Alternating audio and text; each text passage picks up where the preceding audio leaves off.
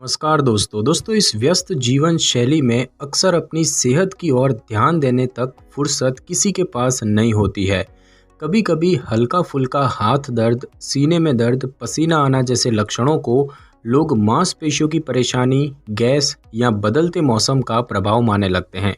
वहीं इसके विपरीत ये लक्षण माइनर अटैक या माइल्ड हार्ट अटैक के हो सकते हैं और ऐसे में समय रहते इन लक्षणों को पहचानना और इस स्थिति से उबरना ज़रूरी होता है। तो आज इस वीडियो में हम माइनर अटैक या माइल्ड हार्ट अटैक के लक्षण, कारण और इलाज के बारे में विस्तार से जानेंगे। तो दोस्तों, बात की जाए कि माइनर अटैक क्या होता है, तो माइनर अटैक या माइल्ड हार्ट अटैक को मेडिकल भाषा में non ST elevation myocardial infarction यानी कि NSTEMI कहते हैं।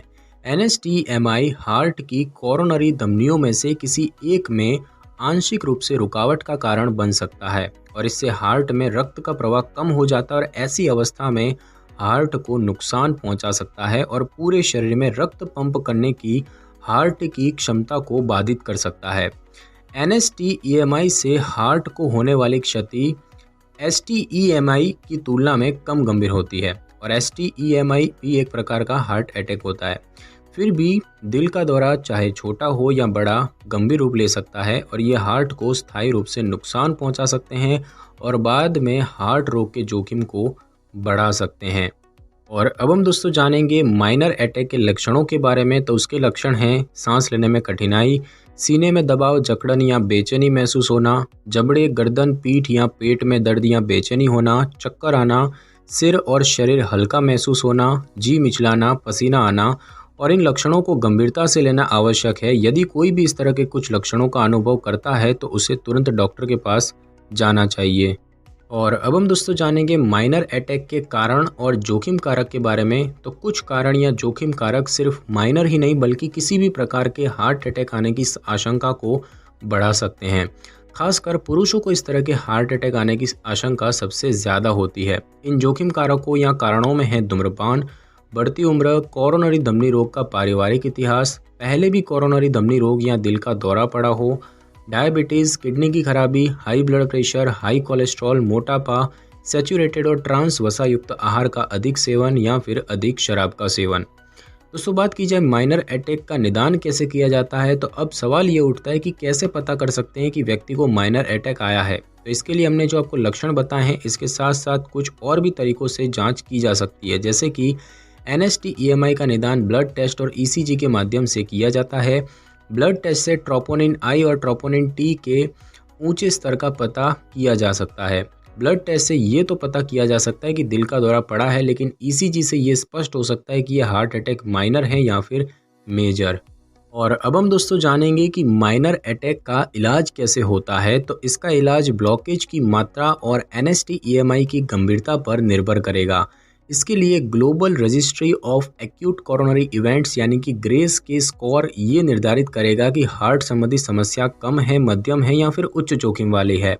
और इस स्कोर के जानने के लिए डॉक्टर कुछ 8 मापदंडों का उपयोग करते हैं, जिसमें है आयु, heart rate, systolic blood pressure, heart beat, serum creatinine स्तर, अस्पताल में भर्ती होने पर कार्डियक अरेस्ट, ECG में ST खंड विचलन और ऊंचा कार्डियक मार्कर।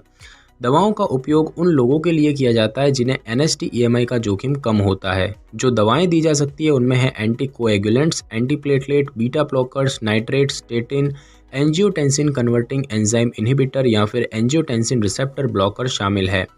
मध्यम से उच्च जोखिम वाले लोगों के लिए या तो एक परक्यूटेनियस कोरोनरी इंटरवेंशन जिसे कि हम PCI कहते हैं, जो एक तरह का सर्जिकल प्रोसेस है वो, या फिर एक कोरोनरी आर्टरी बाईपास ग्राफ्ट यानी कि CABG, जिसे जो भी एक तरह का सर्जिकल प्रोसेस है वो किया जाता है।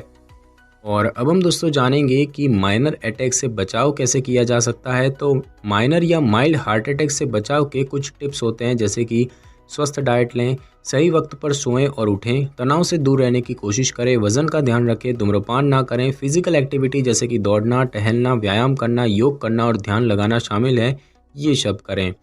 तो दोस्तों, हार्ट अटैक माइनर हो या मेजर, इसे हल्के में ना लें। लक्षणों को वक्त रहते पहचानें और अपने आप को स्वस्थ रखें। अपनी ज़रूरत की दवाइयों को हमेशा अपने पास रखें और मोबाइल पर महत्वपूर्ण नंबर को सबसे ऊपर रखें। स्वस्थ डाइट लें और अपने आप को सेहतमंद रखें। ध्यान रहे कि अपने शरीर में महसूस होने वाले किसी भी लक्षण और बदलाव को अनदेखा ना करें। तो दोस्तों आज की इस वीडियो में बस इतना ही। अगर आपको मेरी ये वीडियो और जानकारी अच्छी लगी हो तो वीडियो को लाइक और शेयर कर दीजिए और कमेंट करना बिल्कुल भी ना भूलें।